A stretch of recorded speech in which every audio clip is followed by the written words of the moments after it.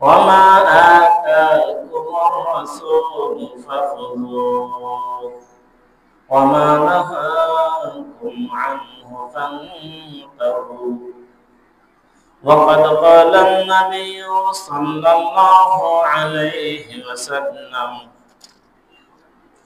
لن ينجي أحدكم عمله ولو أنا إلا أن يتغمدني الله برحمة وقد قال النبي صلى الله عليه وسلم من قام ليلة العيدين محتسبا لم يمت قلبه يوم تموت القلوب بارك الله لنا ولكم في القرآن العظيم ونفعنا وإياكم بالآيات والذكر الحكيم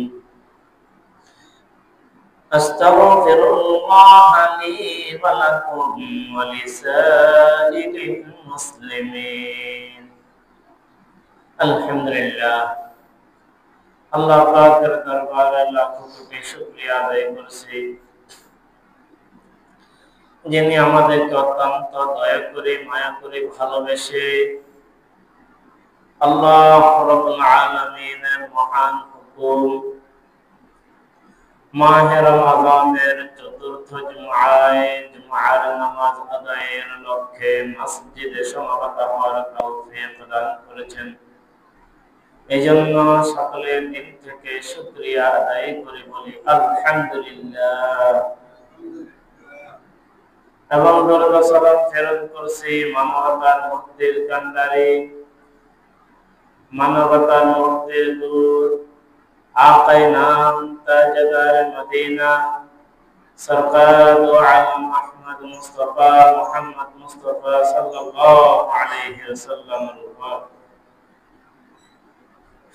এবং ওই সমস্ত মর্দ মুজাহিদদের আত্মার মাগফিরাত কামনা করছি যাদের বুকের তাজারতের বিনিময় আজ পর্যন্ত বাংলার বুকে ইসলামের মতো মহাদৌলত টিকে রয়েছে।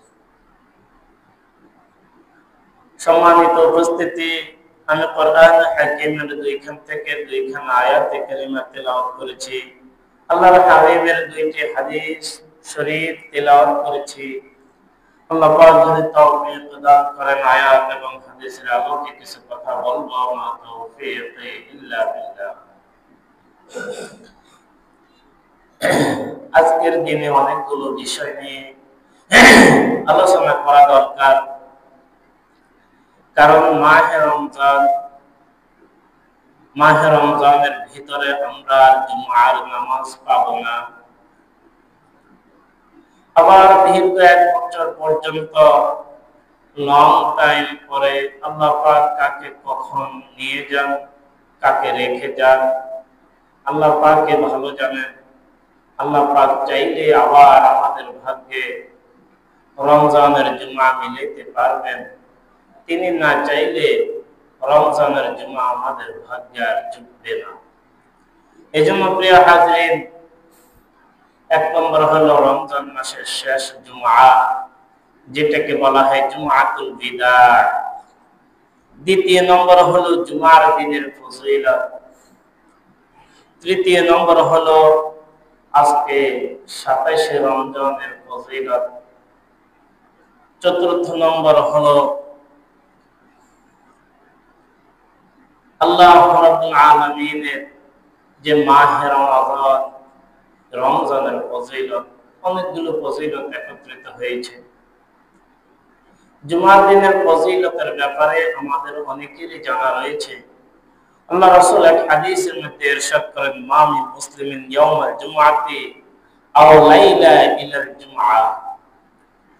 যদি কোনো ব্যক্তিকে দিনের বেলা, যদি কোনো ব্যক্তি জুমার দিন ইন্তেকাল করে, আল্লাহ রাব্বুল আলামিন তাকে 3টি ফজিলত দান করেন। নবীজি হাদিস শরীফে ইরশাদ করেন, 1 নম্বর হলো তার কবর আযাব থেকে আল্লাহ পাক তাকে মুক্ত করে দিবেন। সুবহানাল্লাহ। তাহলে জুমার দিন যদি কোনো ব্যক্তি মারা যায়, তার কবর আযাব মাফ। দ্বিতীয় নম্বর হলো তার আমলনামায় শহীদের সওয়াব লেখা হয়, সুবহানাল্লাহ। তৃতীয় নম্বর হলো এই ব্যক্তি জান্নাতে দাখিল হবেই হবে, সুবহানাল্লাহ। প্রিয় হাজিরিন, কেউ আবার ধোঁকা খাবেন না। এই ফজিলত শুধু ওই ব্যক্তির জন্য যে নাকি সর্বদাই আমলের সাথে কাটিয়েছে, নামাজের ধারে ছিল না, রমজান মাসে রোজা রাখে নাই, ইবাদত বন্দেগী করে নাই, জিকির আজকার করে নাই, সর্বদাই গুনাহের মধ্যে লিপ্ত ছিল, এমন ব্যক্তি যদি রমজান মাসে, এমন ব্যক্তি যদি জুমার দিন মারা যায়, তার জন্য এই ফজিলতগুলো নাই। তাহলে ভাই সর্বদাই আমলের সাথে থাকতে হবে। দ্বিতীয় নম্বর হলো ঈদের দিনের ফজিলত। ঈদের দিন, ঈদের রাত্র, ঈদের রাত্রের অনেকগুলো ফজিলত হাদিস শরীফের মধ্যে প্রমাণ রয়েছে। আজকে হলো 27শে রমজান, যদি রোজা 29 হয়ে থাকে, তাহলে রবিবার দিন যাওয়ার পরে যে রাত্র আসবে সেই রাত্রকে বলা হয় ঈদের রাত্র। আর রোজা যদি 30 হয়ে থাকে, তাহলে সোমবার যাওয়ার পরে যে দিন আসবে সেই দিন হলো ঈদের রাত্র। প্রিয় হাজিরিন, ঈদের রাত্রের ব্যাপারে নবীজি এক হাদিসের মধ্যে বলেন, মান কামা লাইলাতাল ঈদাইনি মুহতাসিবান লাম ইয়ামুত কলবুহু ইয়াওমা তামুতুল কুলুব। মান কামা লাইলাতাল ঈদাইনি মুহতাসিবান, যে নাকি আল্লাহ তাআলার রাজি এবং খুশির জন্য দুই ঈদের রজনীতে জাগ্রত থেকে ইবাদত করবে, লাম ইয়ামুত কলবুহু ইয়াওমা তামুতুল কুলুব, এই ব্যক্তির অন্তর ওই দিন মারা যাবে না যেই দিন সকলের অন্তর মারা যাবে। কি কঠিন এক কথা বলেছেন। যেই দিন সকল মানুষের আত্মা মারা যাবে, অন্তর মারা যাবে, সেই দিন এই ব্যক্তির আত্মা জীবিত থাকবে, যে নাকি দুই ঈদের রাত্রিতে জাগ্রত থাকবে। প্রিয় হাজিরিন, তার কি অর্থ? তার অর্থ হলো সেই দিন হলো হাসরের ময়দানের দিন, যেই দিনকে বলা হয় ইয়াউমুল ফাজা, আতঙ্কের দিন। হাদিস শরীফ প্রমাণ করে এই আতঙ্ক থেকে কোন ওলি, আবদাল, গাউস, কুতুব, পীর, মুর্শিদ এবং কি নবীরা পর্যন্ত এই আতঙ্ক থেকে মুক্ত থাকবে না। সবাই বলবে ইয়া নাফসি ইয়া নাফসি, না জানি আল্লাহ আমার ব্যাপারে কি ফয়সালা করেন, আমি কি জান্নাতের মেহমান হই নাকি জাহান্নামের বাসিন্দার হই। এই আতঙ্ক থেকে কেউ রেহাই পাবে না, সবাই ইয়া নাফসি বলবেন। কিন্তু আমার আর আপনার নবী, প্রিয় নবী হযরত মুহাম্মদুর রাসূলুল্লাহ সাল্লাল্লাহু আলাইহি ওয়াসাল্লাম তখন বলতে থাকবে ইয়া উম্মতি ইয়া উম্মতি, আমার উম্মতের কি অবস্থা। প্রিয় হাজিরিন, ইয়াউমুল ফাজা, কিয়ামতের দিনের কয়েকগুলো নাম রয়েছে। ইয়াউমুল ফাজা, আতঙ্কের দিন।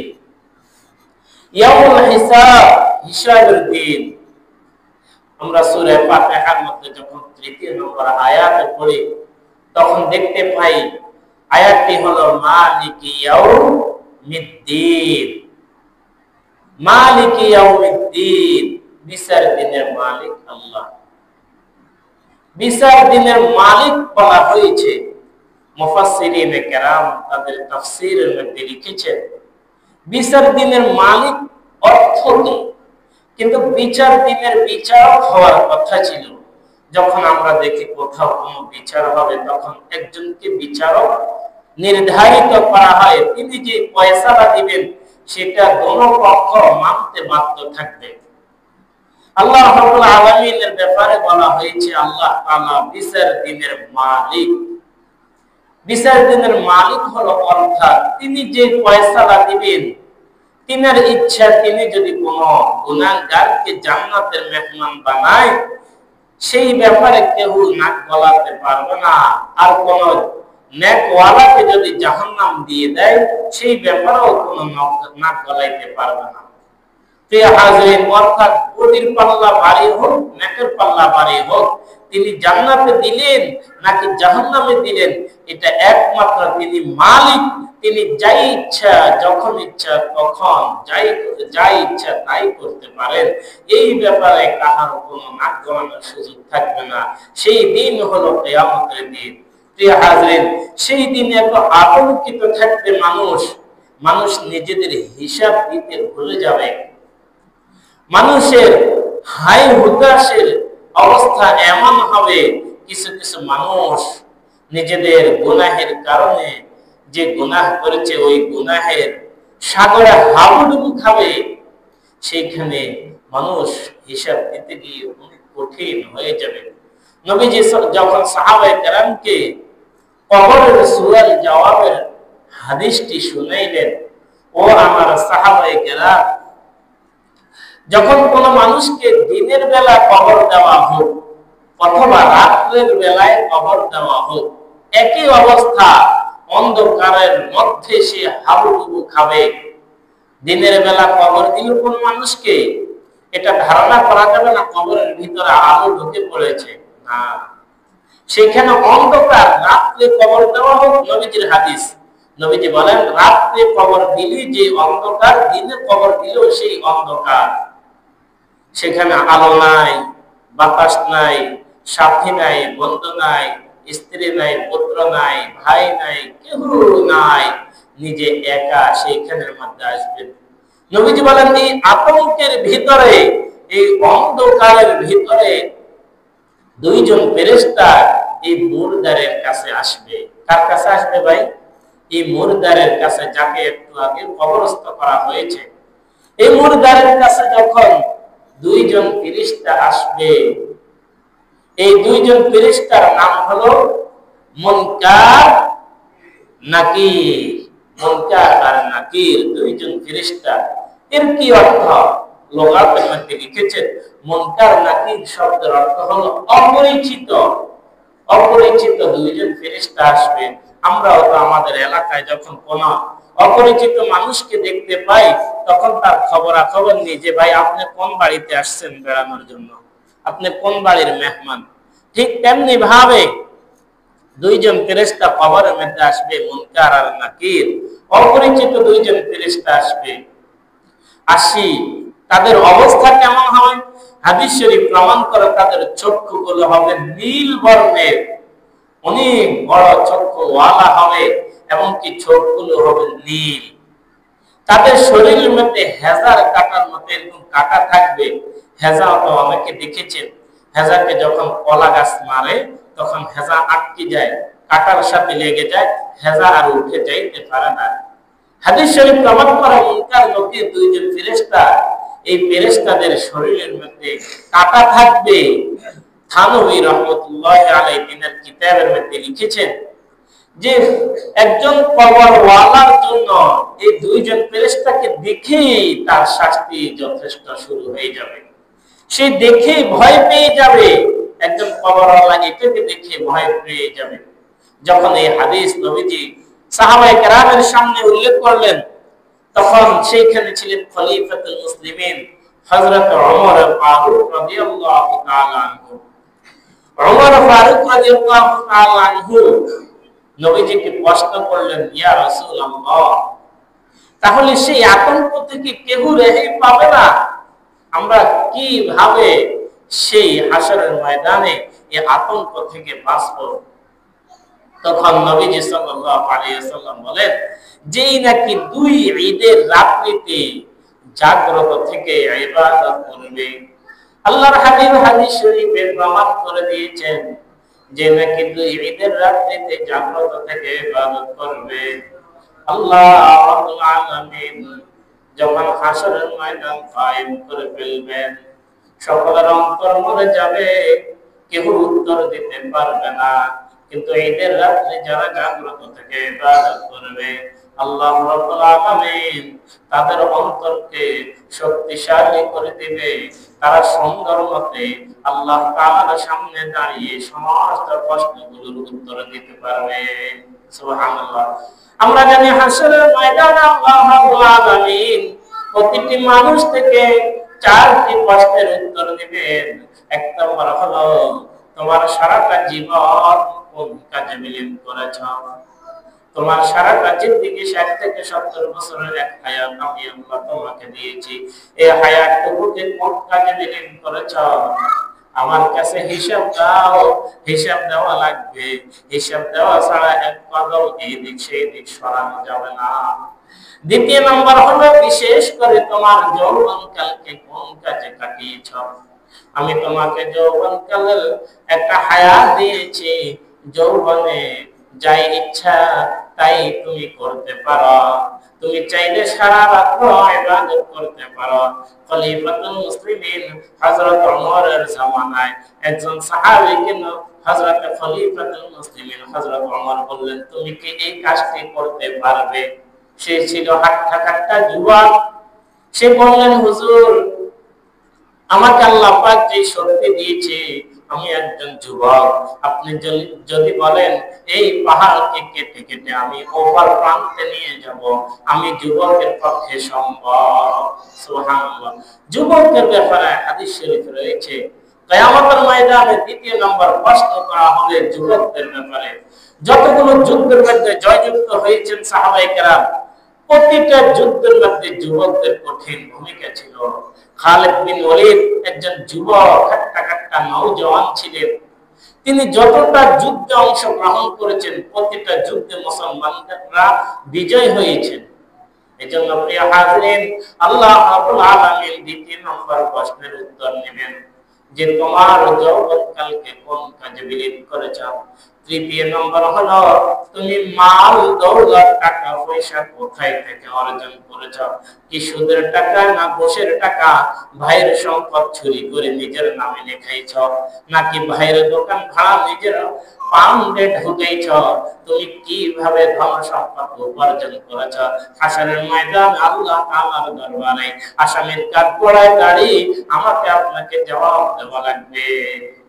চতুর্থ নম্বর হলো, যেই ধন সম্পদ তোমাকে আল্লাহ তাআলা দিয়েছেন, এই ধন সম্পদ কোন পথে খরচ করেছ? কি নেকের কাজে নাকি বদের কাজে? আল্লাহ তাআলার কাছে হিসাব দেওয়া লাগবে। এইজন্য প্রিয় হাজিরিন, আমাকে আপনাকে সকলকে হাসরের ময়দানে আল্লাহ তাআলার দরবারে দাঁড়াইতেই হবে। আল্লাহ তাআলার দরবারে দাঁড়াই আমাকে আপনাকে জবাব দেওয়া লাগবে।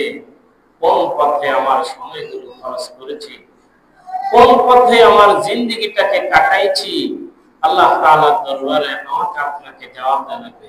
এইজন্য প্রিয় হাজিরিন, রমজান মাস এক পর্যায়ে শেষ প্রান্তে পৌঁছে গিয়েছে। যখন নবীজি সাল্লাল্লাহু আলাইহি ওয়াসাল্লাম সাহাবায়ে কেরামকে কথা বললেন যে সবাই আল্লাহ তাআলার দরবারে দাঁড়িয়ে হিসাব দেওয়া লাগবে, এই হিসাব থেকে কেউ বাঁচবে না, তখন সাহাবায়ে কেরাম বললেন, হুজুর, আপনার কি উপায়? তখন আল্লাহ তাআলার হাবিব বলেন যে ঠিক আছে, আল্লাহ তাআলার সামনে সবাই হিসাব দেওয়া লাগবে, তবে আল্লাহ তাআলার রহমত ছাড়া কোন ব্যক্তি জান্নাতে পৌঁছতে পারবে না। কোন ব্যক্তি জান্নাতে পৌঁছতে পারবে না আল্লাহ তাআলার দরবারে হিসাব দেওয়া ছাড়া, যতক্ষণ পর্যন্ত তিনি রহম না করবেন, তিনি যতক্ষণ পর্যন্ত মানুষের উপর দয়া না করবেন। আল্লাহ রাসূল এক হাদিসের মধ্যে বলেন, লা ইউলজিয়া আহাদুকুম আমালুহু ওয়ালাউ আনা ইল্লা আইয়াতা গাম্মাদানি আল্লাহু বিরহমা। লা ইউলজিয়া আহাদুকুম আমালুহু, কোন মানুষ তার আমল দিয়ে কিয়ামতের ময়দানে মুক্তি পাবে না, রেহাই পাবে না। যে আমি হজ করেছি 50 বার, উমরা করেছি 30 বার, ইতিকাফে ছিলাম 40 বার, 20টা চিল্লা লাগাইছি, অমুকখানে আল্লাহ আমার দানের অভাব নাই, কিন্তু আল্লাহ রাসূল বলেন আমল দিয়ে জান্নাতে যাইতে পারবে না। সাহাবায়ে কেরাম বলেন, হুজুর, আপনার কি উপায় হবে? তখন নবীজি বলেন, ওয়ালাউ আনা, এবং আমি নবীও ইল্লা আইয়াতাগাম্মাদানি আল্লাহু বিরহমা, আমি নবীও আল্লাহ তাআলার রহমত ছাড়া জান্নাতে পৌঁছতে পারবো না। সুবহানাল্লাহ।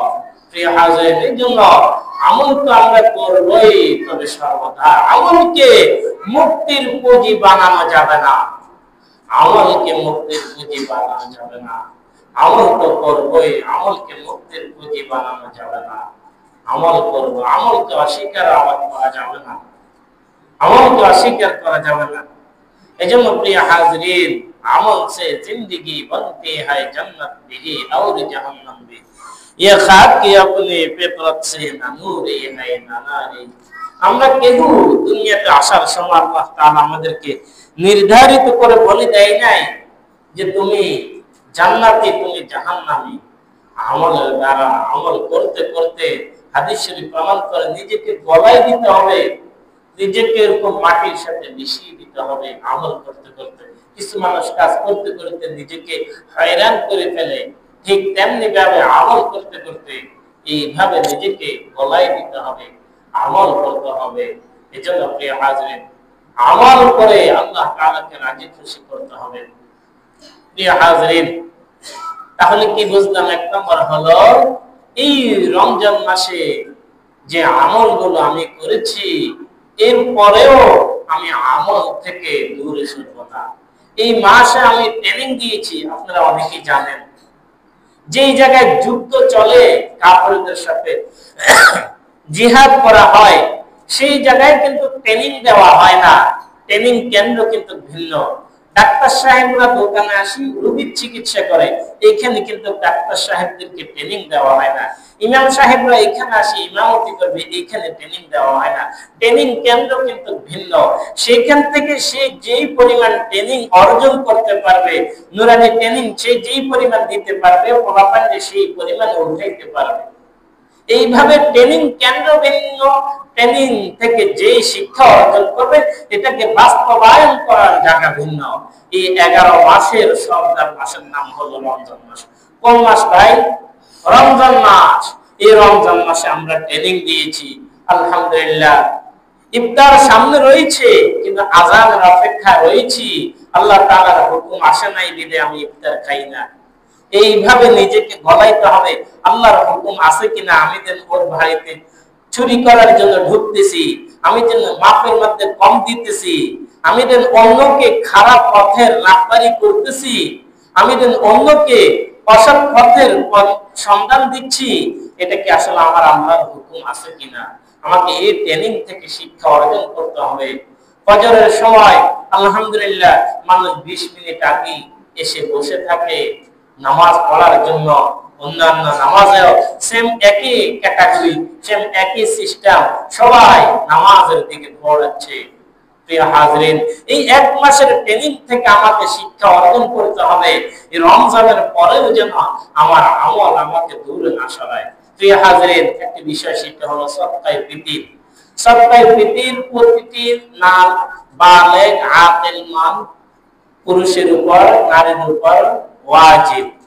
এই সদকায়ে ফিতির আমরা সবাই এটা দান করব। এটা ওয়াজিব হয় কখন, ফরজ হয় কখন? ঈদের দিন। যার কাছে যাকাতের যে পরিমাণ সম্পদ রয়েছে, রূপার নেশাব পরিমাণ যদি কোনো ব্যক্তির কাছে এই বিপুল পরিমাণে সম্পদ থাকে, যাকাত আসে কয় ধরনের মালের উপর? 4 ধরনের।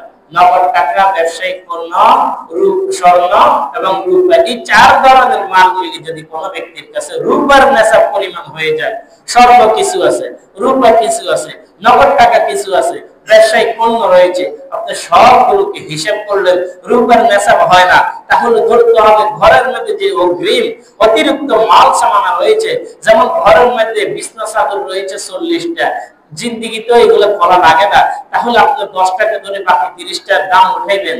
ঘরের মধ্যে টিভি রয়েছে, এটাকে শরীয়ত পড়ে ধরে না, এই টিভির ফুল দাম ধরতে হবে। এরকম যতটা ঘরের মধ্যে অতিরিক্ত প্লেট রয়েছে, ঘরের মধ্যে অতিরিক্ত সেট রয়েছে, এগুলোর মূল্য ধরেও আপনাকে যদি রূপার নেশাব পরিমাণ পৌঁছতে পারে, এই ব্যক্তির জন্য সদকায়ে ফিতির ওয়াজিব। ঈদের দিন যে বাচ্চা জন্মগ্রহণ করেছে তাও সদকায়ে ফিতর দিতে হবে। এটা একটা শরীরের একটা যাকাত। আপনি যদি এটা না আদায় করেন তাহলে রোগ বিমারি যাবে না।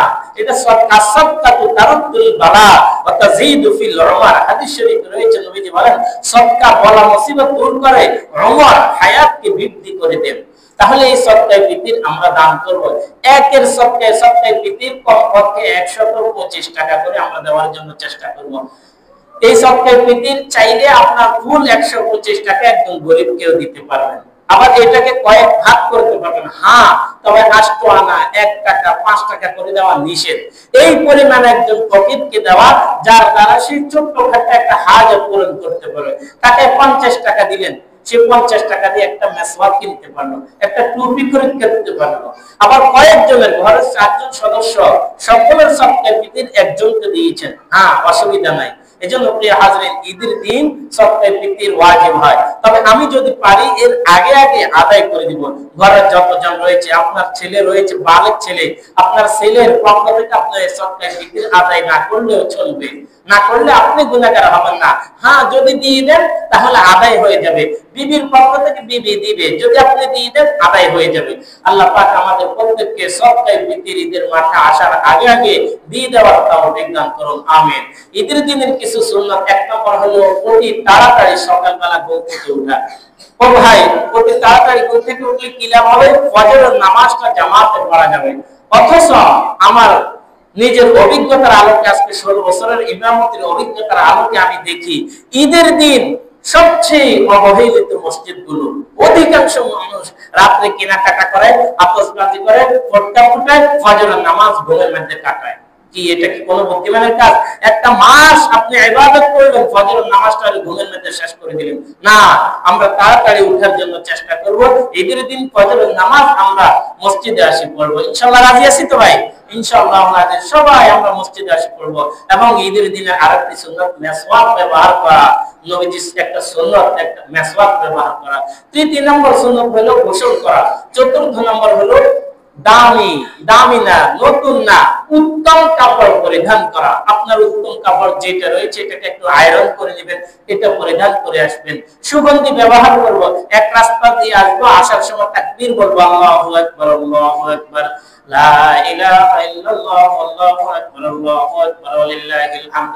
আবার যাওয়ার সময় আরেক রাস্তা দিয়ে যাব। যদি দুই রাস্তা না থাকে, এক পাশ দিয়ে আসবো, এক পাশ দিয়ে যাব। তারপরে ঈদের দিনে আরেকটি সুন্নাত হলো একের সাথে অপরের দেখা হইলে ঈদ মোবারক, আসসালামু আলাইকুম ভাই, কি অবস্থা, ঈদ মোবারক, এই কথা বলবো। বিদেশের মধ্যে এটা রয়েছে তাকাব্বালাল্লাহু মিন্না ওয়া মিনকুম। শুনুন না, আপনারা শুনেছেন তাকাব্বালাল্লাহু, এটা নবীজির এক সুন্নাত। আল্লাহ পাক আমাদের প্রত্যেককে এই কথাগুলো বুঝে শুনে আমল করার তৌফিক দান করুন। আমরা যারা সুন্নাত পড়তে পারি না, যারা সুন্নাত পড়ি।